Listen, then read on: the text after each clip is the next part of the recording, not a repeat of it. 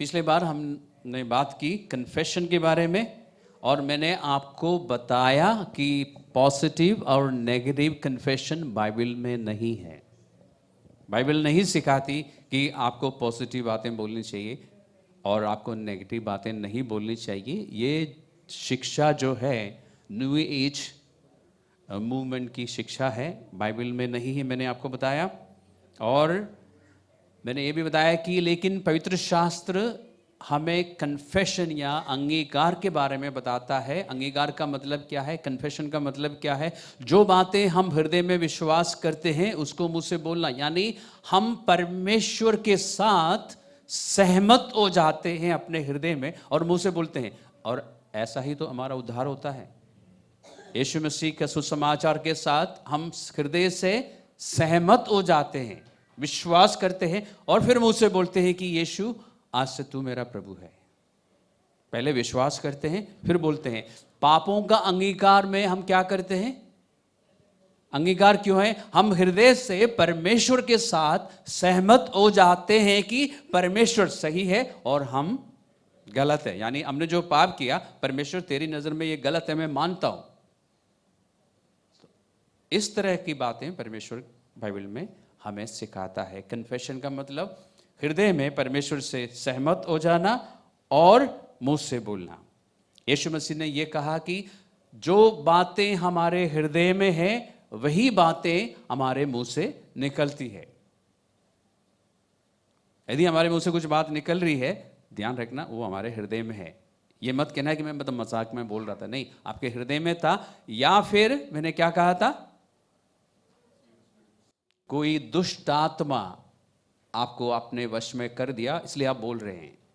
ये तो आप इतनी आसानी से नहीं मानेंगे कि मुझ में कोई दुष्ट आत्मा है, फिर तो आपको मानना पड़ेगा ना कि आपके हृदय में यह बात थी। इसलिए हृदय पर ध्यान देने की जरूरत है। सबसे ज्यादा मन की रक्षा कर, परमेश्वर ने बोला है, नीति वचन 4:24, Proverbs 4:24, राइट।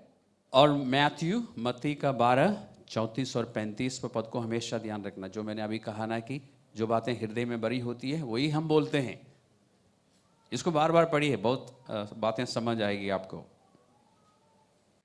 इसलिए यदि आप चाहते हैं कि आपके मुंह से पॉजिटिव बातें निकले, यानी परमेश्वर की बातें निकले, तो आपको क्या करना होगा? मन में परमेश्वर की बातों को भरना होगा। अपने आप नहीं निकलेगा। परमेश्वर की बातें भरिए, बेकार की बातें निकल जाएगी, क्योंकि मन की एक कैपेसिटी होती है बातों को स्टोर करने का। ठीक है, अब अच्छी बातें डालिए, बेकार की बातें निकल जाएगी। अब मैं एक बात और थोड़ा सा गहराई से आपको दिखाना चाहूंगा। कुरिन्थियों की दूसरी पत्री, 2 कुरिन्थियों 4:13 पढ़िए। और आपको बाइबल खोलना होगा, जो भी बाइबल आपके पास है। अगर नहीं है तो पड़ोसी के बाइबल में देख लेना, लेकिन आपको अपनी आंखों से देखने की और कानों से सुनने की जरूरत है। 2 कुरिन्थियों 4:13 में पौलुस कहता है, इसलिए कि हम में वही विश्वास की आत्मा है जिसके विषय में लिखा है, मैंने विश्वास किया इसलिए मैं बोला। अतः हम भी विश्वास करते हैं इसलिए बोलते हैं। पौलुस जो कह रहा है कि हम, यानी पौलुस और तीमुथियुस, इसके शुरुआत में जाइए, पता चलेगा कि दोनों ने मिलकर पत्री लिखी है। तो हम मतलब मैं और तीमुथी, हम विश्वास करते हैं इसलिए बोल रहे हैं। और उसने हवाला दिया दाऊद का। भजन संहिता 116 में दाऊद कहता है कि मैंने विश्वास किया और इसलिए बोला। वही आत्मा मेरे पास है, जो आत्मा, जो पवित्र आत्मा दाऊद के पास था, जो कि विश्वास का आत्मा है। यहां लिखा है ना, आपने पढ़ लिया ना, विश्वास, यानी आपके पास जो पवित्र आत्मा है ना, विश्वास करने में हमारी आपकी सहायता करता है। इसलिए उसको, उस आत्मा के लिए हम कह सकते हैं विश्वास का आत्मा है। क्योंकि मेरे पास विश्वास का आत्मा है, मैं विश्वास करता हूं। वही आत्मा मेरे पास है जो दाऊद के पास था। दाऊद ने विश्वास किया और बोला डेविड, और आज मैं बोल रहा हूं। क्यों? क्योंकि मैंने विश्वास किया है। तो जो बातें हम विश्वास करते हैं वही बातें हम मुंह से बोलते हैं। इसके लिए क्या करना होगा? इसलिए पौलुस विश्वास की बातें बोलता रहता था। 4:18 में वो कहता है कि हम देखी हुई वस्तुओं पर नहीं परंतु अनदेखी वस्तुओं को देखते रहते हैं। कैसे? विश्वास के कारण। अनदेखी वस्तुएं क्या है? जिन बातों को लेके हम प्रार्थना कर रहे हैं वो अनदेखी वस्तुएं। अभी हमने देखा नहीं, अभी बीमार है वो हमें दिखाई दे रहा है, चंगाई हमने अभी देखी नहीं। अनदेखी वस्तुएं अनंत जीवन से संबंध रखने वाली बातें हैं। अनदेखी वस्तुएं वे सब बातें हैं जो परमेश्वर की योजना में हैं, वो सब हमने अभी नहीं देखा। उन बातों पर हम विश्वास करते हैं, इसलिए हम बोलते हैं कि हमारे साथ होगा। यानी हम अपना मन, अपना हृदय, अपनी नज़र परमेश्वर की बातों पर लगाए रखते हैं और विश्वास के साथ बोलते हैं। इसलिए पौलुस एक जगह नहीं कई जगहों में कहता है कि परमेश्वर विश्वास योग्य है। God is faithful.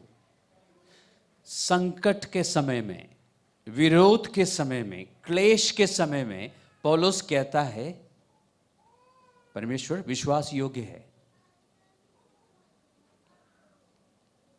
ये मुश्किल है ना कहना। इसलिए वो कहता है ना इसी कुरिन्थियों की दूसरी पत्री का 2 अध्याय में 14वां पद में, धन्यवाद हो परमेश्वर का जो हमेशा हमें जय के उत्सव में लिए फिरता है। संकट में से निकल रहा है, सताव चल रहा है, उस समय भी वो कहता है कि धन्यवाद हो हमारा परमेश्वर का जो हमें जय के उत्सव में लिए फिरता है। Because that's what he believed. और इसलिए इसने मुझसे बोला। इसलिए कुरिन्थियों की इसी दूसरी पत्री का 4:17 में वो क्या कहता है। और कुरिन्थियों की दूसरी पत्री में शुरू से ही वो क्लेश की बातें करता है, संकट और विरोध की बातें करता है, लेकिन 4:17 में वो क्या कहता है, क्योंकि हमारा पल भर का हल्का सा क्लेश हमारे लिए बहुत ही महत्वपूर्ण और अनंत महिमा उत्पन्न करता जाता है। This is what he believed. इन बातों पर उसने विश्वास किया, इसलिए मुंह से बोला। वो पॉजिटिव कन्फेशन नहीं कर रहा था जैसे हम सोचते थे कुछ हफ्तों पहले तक। उसने विश्वास किया इसलिए बोला। उसने विश्वास किया, पवित्र आत्मा ने सहायता की और उसको समझ आया कि ये क्लेश जिसमें से मैं निकल रहा हूं, 2 बातें, ये पल भर के लिए है, थोड़े समय के लिए। और दूसरी बात क्या है सिस्टर बोलिए, क्या है? हल्का है, ये कुछ भी नहीं है। हम क्या बोलते हैं जब हम क्लेश में से निकलते तो हम क्या कहते हैं? बस पूछो मत, बहुत बहुत बहुत ज्यादा परेशान हूं। और पौलुस कहता है ये हल्का सा है। और हम सोचते हैं कि पॉजिटिव कन्फेशन है। पॉजिटिव कन्फेशन नहीं, उसने ऐसा विश्वास किया, उसको समझ आया कि ये कुछ भी नहीं है।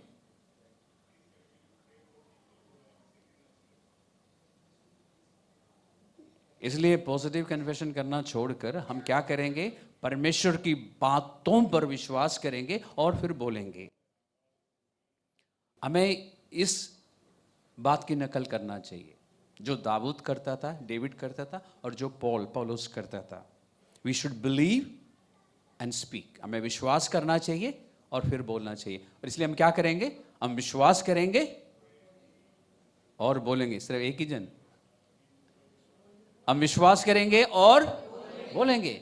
जब हम विश्वास करते ना किसी बात पर, अपने आप मुंह से वो बात निकलेगी। इसलिए मैं पहले भी सिखाता था, अपनी मुंह की बातों पर ध्यान दीजिए, आपको पता चलेगा कि आप क्या विश्वास करते हैं। ठीक होने के लिए, चंगाई के लिए प्रार्थना होती है, उसके बाद कुछ लोगों से पूछा जाता है, वो कहते हैं कि हाँ जी प्रार्थना हुई, अब पता नहीं कब ठीक होगा। ठीक है, वही उनका विश्वास है। उनसे मत बोलना, नहीं ऐसा मत बोलो, वो उनका विश्वास है। और कुछ लोग बोलते हैं प्रार्थना हुई है ना, अब ठीक हो जाऊंगा, वो उनका विश्वास है। दोनों सही है। सही मतलब अपने विश्वास के अनुसार ही वो बोल सकता है। आप अगर जबरदस्ती उनसे बुलवाएंगे, नहीं अब मैं ठीक हो गया, अब मैं ठीक हो गया, वो ठीक नहीं होंगे। एनर्जी वेस्ट होगा बोलने का। आप पूछा गया था ना कि प्रार्थना में हम जो वचन बोलते हैं, तो प्रार्थना के बारे में मैं सवाल पूछता हूं। मैं जो सवाल पूछूंगा उसका अगर आप जवाब देंगे तो आगे मैं बता सकता हूं। प्रार्थना में मुख्य रूप से दो बातें होती हैं, वो क्या है? चलो सोचिए, जब आप प्रार्थना करते हैं, आपकी प्रार्थना का जवाब यदि आपको चाहिए जैसे आप चाहते हैं, तो उस प्रार्थना में दो बातें होना जरूरी है। कौन कौन सी बातें हैं? ओके, दोनों बातें सही, दोनों जवाब सही है। एक तो विश्वास, यीशु मसीह ने मरकुस का 11वां अध्याय में कहा ना कि जब तुम प्रार्थना करते हो तो विश्वास करो कि जिन बातों के लेके तुम प्रार्थना कर रहे हो तुम्हें मिल चुका है, तब तुम्हें मिलेगा। तो विश्वास करना जरूरी है। दूसरा, कि परमेश्वर की इच्छा के अनुसार अगर प्रार्थना है, कहां लिखा है? क्या लिखा है? पहले यूहन्ना का 5 में लिखा है ना कि जब हम परमेश्वर की इच्छा के, 5:14 में है, 1 जॉन 5:14 लिखा है कि ये ही हमारा कॉन्फिडेंस है। This is our confidence. अगर हम परमेश्वर की इच्छा के अनुसार उसे कुछ मांग रहे हैं, वो हमें मिल जाएगा। तो प्रार्थना में दो बातों पर हमें ध्यान रखने की जरूरत है ना। एक तो हम विश्वास करें और दूसरा परमेश्वर की इच्छा के अनुसार मांगे। कई सालों से मैं सिखा रहा हूं विश्वासियों को कि हमारी प्रार्थना वचन के अनुसार होना चाहिए, और समझने में समय लग रहा है विश्वासियों। हमारी चर्च की बात बता रहा हूं। जब से मैंने सिखाना शुरू किया, बहुत सारे लोगों ने प्रार्थना करना छोड़ दिया, मतलब कम हो गया, क्योंकि उनको परमेश्वर की मर्जी नहीं पता चल रही, वचन नहीं मिल रहा है। मर्जी नहीं पता चल रही क्योंकि बाइबल नहीं पढ़ रहे हैं, तो इसलिए प्रार्थना थोड़ा सा कम हो गया। अभी तकलीफ में है कि कैसे प्रार्थना करो। वचन पढ़ते रहो, प्रार्थना अपने आप निकलेगी, क्योंकि प्रार्थना में वचन की बातें निकलेगी। हमें विश्वास करने की ज़रूरत है, नंबर 1। नंबर 2, परमेश्वर की मर्जी के अनुसार प्रार्थना करने की ज़रूरत है। हम विश्वास पर थोड़ी देर चर्चा करते हैं। विश्वास कैसे मिलेगा? विश्वास कैसे आप बढ़ा सकते हैं या बना सकते हैं या हासिल कर सकते हैं?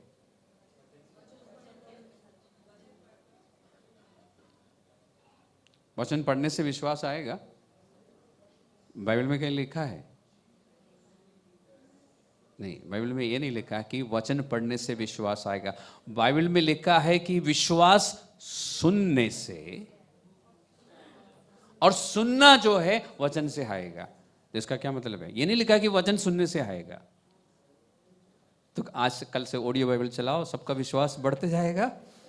वचन सुनने से विश्वास नहीं आता, विश्वास सुनने से आता है, और सुनने का काम जो है वचन के द्वारा होगा। यानी वचन जब आप पढ़ते हैं ना, या आप ऑडियो बाइबल जब सुनते हैं ध्यान से, तो आप पवित्र आत्मा को सुनेंगे। आप किसको सुनेंगे? पवित्र आत्मा उन बातों में से जो आप पढ़ रहे हैं या फिर आप सुन रहे हैं ऑडियो बाइबल में, उनमें से कोई एक बात या एक से ज़्यादा बात हाईलाइट करेगा और आपको एकदम विश्वास आएगा। इसलिए बाइबल में लिखा है कि विश्वास सुनने से, और सुनना वचन से आता है। नहीं तो सीधा ये लिखते ना कि विश्वास वचन को सुनने से आता है, ऐसा नहीं लिखा। विश्वास सुनने से, किसको सुनने से? पवित्र आत्मा को सुनने से। पुराने नियम में जाइए, निर्गमन के पुस्तक में परमेश्वर ने एक चेतावनी दी थी, एक से ज्यादा बार दी है, बल्कि वहां पे लिखा है कि यदि तुम मेरी आवाज को सुनोगे। परमेश्वर की आवाज को सुनना जरूरी है। और वचन पढ़ते समय हम सुनते हैं। लोग कहते हैं कि आज मैं बाइबल पढ़ रहा था, एक बात समझ आई, आंखें खुल गई, ट्यूबलाइट जल गई, साधारण भाषा में कहते हैं ना हम। इसलिए भजन संहिता में 119 में दाऊद कहता है ना कि परमेश्वर मेरी आंखों को खोल। अभी हमारा फर्स्ट सॉन्ग वही था ना, open the eyes of my heart, ताकि मैं तुम्हें देख सकूं, समझ सकूं। देखने का मतलब ये नहीं कि परमेश्वर यहाँ पे खड़ा है, और हम देखने का मतलब है कि हम परमेश्वर की फितरत को समझ सके, परमेश्वर के मार्गों को समझ सके। तो विश्वास के लिए हमें क्या करना होगा? वचन पढ़ना या सुनना होगा, ताकि हम परमेश्वर को सुन सके। तो पवित्र शास्त्र विश्वास करने में हमारी सहायता करता है। जब हम पवित्र शास्त्र को पढ़ते हैं या फिर ऑडियो बाइबल सुनते हैं तो हम पवित्र आत्मा को सुनते हैं। और जब तक हम पवित्र आत्मा को सुनेंगे नहीं है ना, विश्वास नहीं होगा, हम पढ़ते जाएंगे। लेकिन अगर आप मन लगा के पढ़ेंगे तो आप जरूर सुनेंगे और विश्वास आएगा, विश्वास बढ़ेगा। अब दूसरी बात, परमेश्वर की इच्छा आपको कैसे पता चलेगी? परमेश्वर की इच्छा आपको कैसे पता चलेगी? जब आप बाइबल पढ़ेंगे तो आपको पता चलेगा ना कि परमेश्वर की इच्छा क्या है। तो विश्वास को हासिल करने के लिए और विश्वास को बढ़ाने के लिए हम वचन पढ़ेंगे, और दूसरा परमेश्वर की इच्छा को जानने के लिए हम वचन पढ़ेंगे या सुनेंगे। और उसके बाद हम क्या करेंगे? परमेश्वर की बातों को हम प्रार्थना में इस्तेमाल करेंगे, परमेश्वर के वचन को। जैसे कि जब हम इस शहर के लोगों के लिए प्रार्थना करते हैं, कि जैसे आज भी हमने प्रार्थना की ना कि इस शहर के लोग बचा लिया जाए, तो क्या वो प्रार्थना सुनी जाएगी?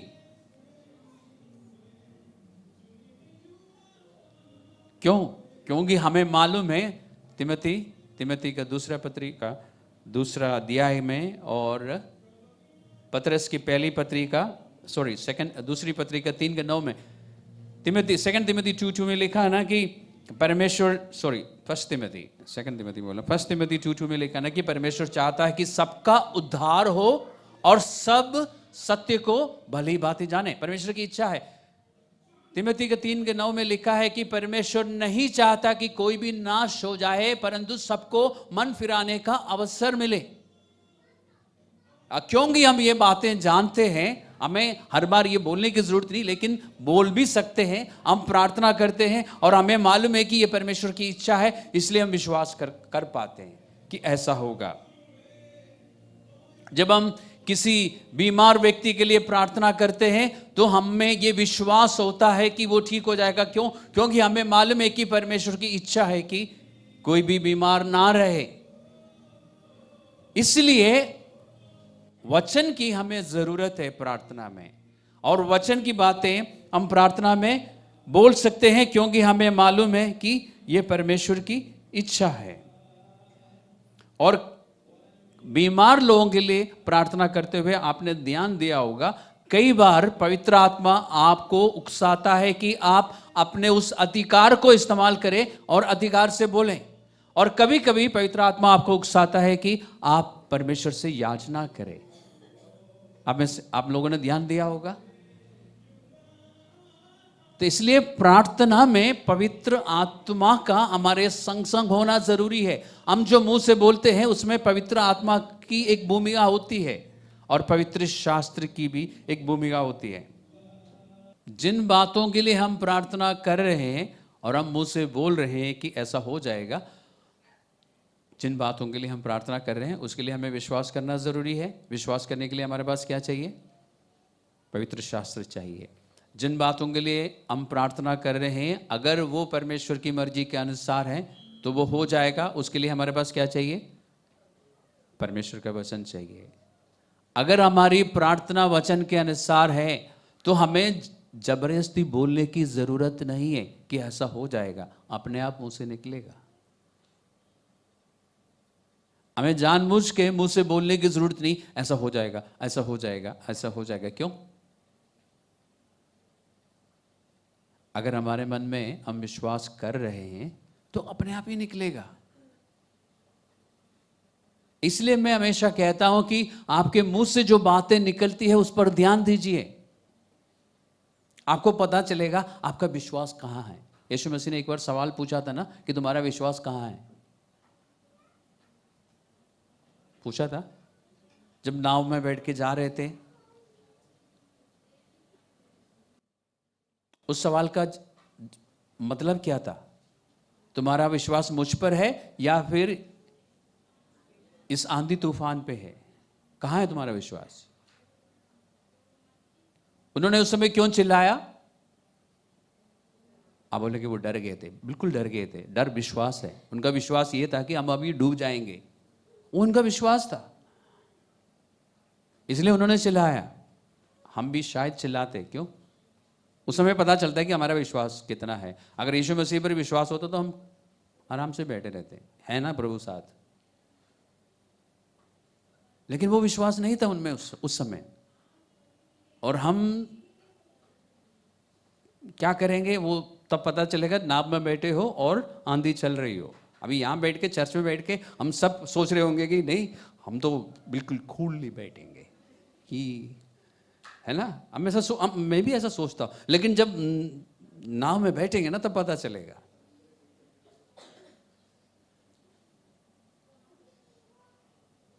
तो उनके बारे में सोचना आसान है हमारे लिए, लेकिन जो हृदय में हम विश्वास करते हैं ना, वही हमारे मुंह से निकलेगा और वही हमारे व्यवहार में दिखाई देगा। इसलिए मैं कह रहा हूं कि अपने मन को लेके सबसे ज्यादा मेहनत करो। अपने मन में परमेश्वर का वचन भरने की कोशिश करो, विश्वास आएगा, तब विश्वास की बातें मुझसे निकलेगी। जब हम कठिन समय में से निकलते हैं, जब जीवन में एक साथ बहुत सारी परेशानियां आ जाती है, जो कि आती है मसीह जीवन में। अगर किसी ने आपको बोला है कि यीशु मसीह पर विश्वास करने के बाद सब कुछ हमेशा ठीक रहेगा, तो गलत बोला है। मार्केटिंग स्ट्रैटेजी थोड़ा सा गलत निकली, ठीक है। यीशु मसीह पर विश्वास करने के बाद समय समय पर क्लेश, संकट, परेशानी, सब कुछ, जो कुछ आप सोच सकते हैं वो सब कुछ आ सकता है आपके जीवन में। क्यों? परमेश्वर आपको उसमें से होकर निकलने देता है। लेकिन वो ये प्रॉमिस करता है, आश्वासन देता है कि जब हम जल में से होके निकलेंगे ना, जब हम नदियों में से होके, कई बार नदी पार करना होता है। नदी किस बात को दर्शाता है? परेशानियों को, संकट को, विपत्ति को। जब हम उसमें से निकलेंगे ना, वो नदियां जो है हमें डुबा नहीं सकेंगी।